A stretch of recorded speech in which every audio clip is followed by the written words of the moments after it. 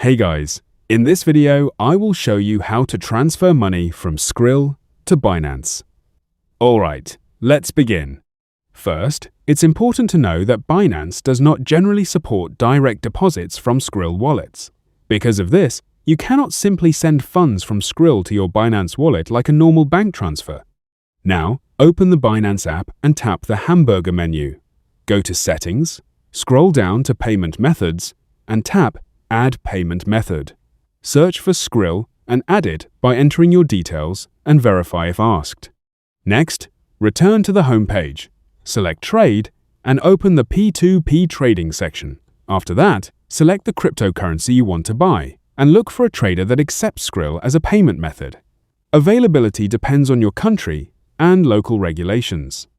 Then, follow the payment instructions and send the funds through Skrill. So that's basically how you can transfer money from Skrill to Binance. Thanks.